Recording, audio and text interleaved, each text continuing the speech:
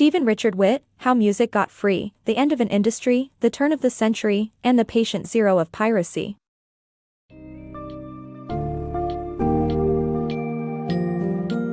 Delve into the captivating world of music piracy and the transformation of the music industry in this summary of How Music Got Free, The End of an Industry, The Turn of the Century, and the Patient Zero of Piracy, by Stephen Richard Witt. Learn about the origins of the MP3 format, its rise in popularity, and the ensuing format war. Discover the fascinating story of Del Glover, a notorious music pirate, and the rise and fall of internet piracy.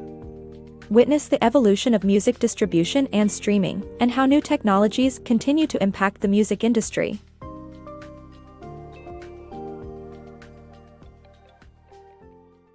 The science behind digital music compression. In the early days of CD technology, psychoacoustics experts knew that it was an inefficient delivery system.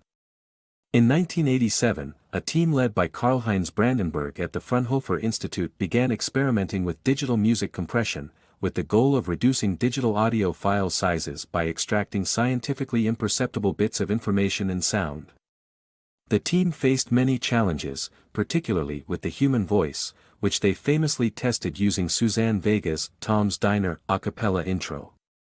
But after years of collaborating and testing, they achieved their goal of reducing CD track size to about 128,000 bits. The team continued perfecting their work until they collaborated with James Johnston in 1989, whose own psychoacoustic algorithm made compressed files indistinguishable from CDs in quality. This research laid the groundwork for the highly efficient digital audio technologies we have today. The epic battle of MP3 revolution. In the early 90s, the Fraunhofer team developed a breakthrough audio compression format. They submitted it to the Technical Standard Committee, MPEG. The team soon found themselves in a format war against Musicom, backed by Philips, a manufacturing license holder for CDs and powerful lobbyists. MPEG accepted both formats, but assigned Musicom's format to digital FM radio, CD-ROMs, and digital audio tapes while the MP3 format remained neglected. And while Philips continued to invest in the MP2 format, the MP3 outshined it in head-to-head comparison tests. However, MPEG still opted for the MP2 format for use on DVDs. In 1995, the Fraunhofer team made a significant breakthrough when they reached a 1/12 compression ratio that also sounded good. Despite a near defeat, a small deal with the National Hockey League secured licensed MP3 conversion boxes in every stadium in North America, giving the Fraunhofer team enough financial support to keep the MP3 format going. The rise of the MP3. The Fraunhofer team knew they had a superior format in the MP3 but needed people to listen to it. In 1995, they made a bold move and gave away their MP3 conversion software and PC MP3 player application for free on their website under the threat of being driven out of business by the Philips-backed MP2 format. Within a year, people started using the conversion software to share songs ripped from CDs over the internet, leading to the music pirating revolution. By 1997, the MP3 became the chosen format of the internet, emerging victorious in the format war. Investors signed licensing deals, enabling Fraunhofer to collect a princely sum of $100 million a year. The rise of the biggest MP3 pirate. The story traces the origins of the biggest MP3 pirate in the world, Del Glover, who began his career as a computer hobbyist and Polygram CD pressing plant employee in North Carolina. Glover ventured into the Whereas scene, downloaded Fraunhofer's software, and understood the impact it would have on the CD industry. By 1998, Glover owned 7 CD burners, selling off cracked copies of video games, movies and PC applications to finance his hobby. He joined the largest organized group of leakers, Rabid Neurosis, RNS, and began smuggling CDs from the plant. RNS had contacts in the entertainment industry, such as radio DJs, who could provide advance copies of CDs to leak on the internet, but no one was in a better position to help them than Glover. The partnership offered him access to the group's ultra-fast servers filled with pirated movies, music, TV shows, and software, which he used to distribute MP3s across the world. The rise and fall of RNS. In 1998, Glover coordinated with co-workers to smuggle CDs out of the plant despite the increased security measures after a merger. The industry's effort to justify escalating prices led to more errors on the packaging line, resulting in overstocked CDs meant to be destroyed. The smuggled CDs were hidden in belt buckles and eventually leaked, leading to RNS's downfall. From plant worker to leaking RNS CDs, the rise and fall of a pirate. The book tells the captivating story of Glover, a former plant worker, and Callie, the founder of the release scene, RNS, who collaborated to leak thousands of CDs. The book details how they took precautions to avoid getting caught, including delaying leaks until just days before public release dates. Despite becoming the most successful group in the scene, they eventually threw in the towel due to Callie's growing paranoia of getting caught by the FBI. However, this changed when Kanye West and 50 Cent released their albums on the same day, and Glover leaked Kanye's graduation 1 week ahead of 50 Cent's Curtis. Glover was later busted by the FBI, ending a remarkable era of music piracy and RNS. The music industry and the rise of MP3 players. The merger of Universal and Polygram seemed like a good idea until the internet came along.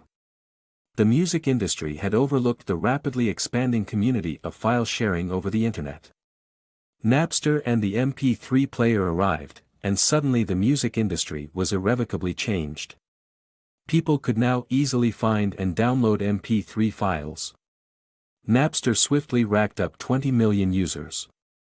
2 lawsuits began, RIAA versus Diamond Multimedia Systems to stop the MP3 players, and A&M Records versus Napster. In the end, it was the industry that lost the battle to kill the MP3 player. They realized that defeating Napster did nothing to deter other file-sharing sites from doing the same thing. Adapting to the changing market. The rise of torrent sites like Pirate Bay forced labels and the RIAA to reconsider their tactics on illegal music sharing. While labels like Warner Brothers abstained from lawsuits, Universal launched Project Hubcap to sue random sharers. Lawsuits persisted until 2007, including one against a single mother, triggering the American Civil Liberties Union to countersue. CD sales also plummeted by 50%, while digital sales from iTunes only accounted for 1% of Universal's revenue. It was clear that a new approach was necessary. Universal CEO, Doug Morris, found the answer in Vivo, an online video channel that replaced YouTube by removing thousands of videos and replacing them with Vivos with ads attached. Vivo quickly became profitable and made $30 million from Justin Bieber's Baby video alone. The futility of anti-piracy lawsuits. Despite multiple lawsuits, anti-piracy laws have done little to deter file sharing. Recent trials have unveiled a growing reluctance to punish those responsible for supplying pirated music.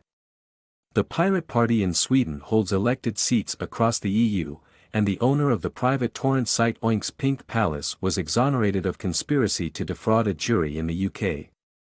The book also mentions the trial of Adil R. Qasim, leader of the most pervasive and infamous piracy group in history, who was found not guilty despite millions in damages to the recording industry.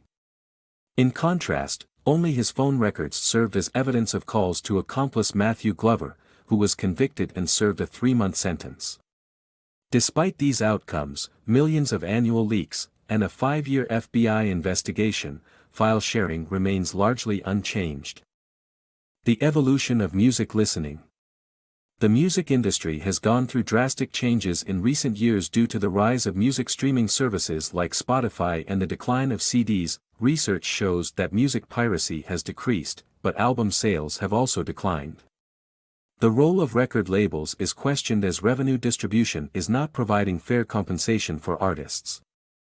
This has led to experimentation by artists in finding new ways to deliver music to their audience. Live music spending has surpassed recorded music, and streaming services revenue has exceeded $1 billion. The traditional music purchasing trends are shifting, forcing the extinction of CDs and MP3 files.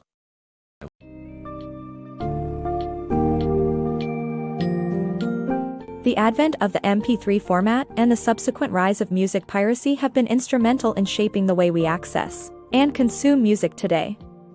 In this summary of How Music Got Free, we learn about the intertwined web of scientific research behind MP3s, the music industry's response to the growing piracy problem, and the personal stories of those involved in the groundbreaking world of music piracy. As a new era of music streaming emerges and CD and digital sales decline, the music landscape is continuously evolving, providing us with an intriguing glimpse into the future of music distribution and the waning relevance of traditional formats.